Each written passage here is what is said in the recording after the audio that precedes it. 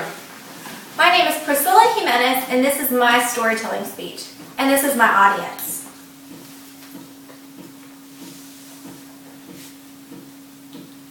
Who here has seen the Jaws of Life or even heard of them? Okay, so now how many of you have a little sister? I know you're probably sitting here thinking, what do these two have in common at all? Little sister and Jaws of Life don't exactly go together, and I am now going to try and tell you how these two came together for me. I was around 8 years old when this incident happened to me, and my little sister Selena, who's 3 years younger than me, was 5. Our personalities were very different and still are. I remember from the time she was born, she'd been quite the little fireball. Full of attitude she was, and wasn't scared of anything. Being 3 when she was born, I was quite territorial, and she was taking my spotlight. She was fun to have around from time to time, but for the most part, she was in my way. I would say up until this point of her being in my life for 5 years, I never knew how important she was to me. First, I will tell you how it all started to be a normal Sunday for my family and I. We got up, got dressed, and attended church just like every other Sunday. When we arrived, we sat in the back pews because Selena was quite the chatterbox. From what I remember, church was long and repetitive just like every other Sunday. After church, we went to eat breakfast with our family. Up until this point, everything was going pretty routinely, as every other Sunday did. Except that this particular Sunday, we would be going back to the church for our annual church Jamaica. We made a trip back home to get more comfortable clothes, and then headed back to the church grounds.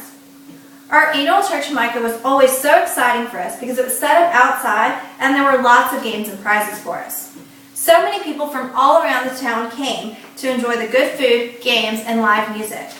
The church we attended also happens to be on the same block as my grandpa's house, so we could run back and forth from grandpa's house to the church all day long. It was convenient for Selena and I. Also, because Selena was younger than me, she had not started school yet, and she had a babysitter, Miss Helen, who had a game booth. Her and her family would prepare all year for this day, and they always had the coolest prizes. As I said earlier, this is only an annual event once a year, so it was an all-day event. The concluding event for this was a big raffle, and that was not held until 6 o'clock that evening.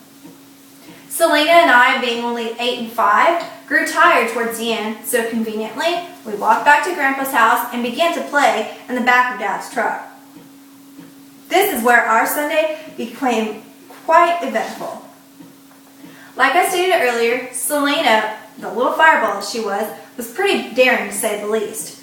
We were jumping around and playing in the bed of Dad's truck when Selena decided she'd stick her hand in one of the side holes.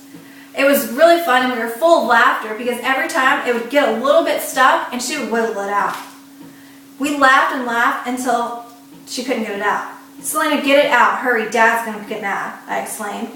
Dad had come over and told us to stop just a little before, so I knew if her finger was seriously stuck, we would be in very big trouble. But she wouldn't pull it out. Noticing that, I ran off. I found my dad and quickly said, "Hey, Selena's finger's stuck," and ran inside the house. I would let them deal with that, not me. I was not going to get in trouble for it. As I was inside the house, now peering out the front screen door, I could tell that they were starting to panic, and I heard Mom say, "I'm calling 911. 911? That's for really bad things, like on Rescue 911, the TV show. Before I knew it, there were fire trucks, ambulance, and even a cameraman outside.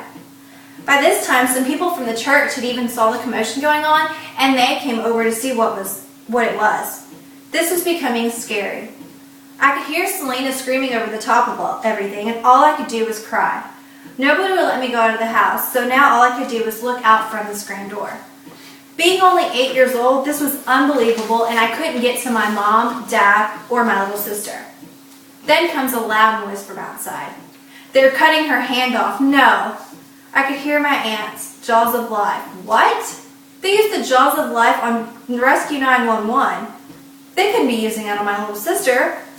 They had not been able to wiggle her finger out or do anything else, so they had resulted in the Jaws of Life. Up until this point in my life, my little sister had been the annoying little sister, and I had not ever really realized her importance to me. This was the first time that I saw her as my other half and my best friend. Dad rode around after that with a huge cut in the side of his truck, which was the only permanent damage made. Selena had been taken to the hospital that evening by ambulance, but she was released the same night and hadn't injured her finger. Not to say that she's not ever the annoying little sister even now, but I wouldn't change her for the world.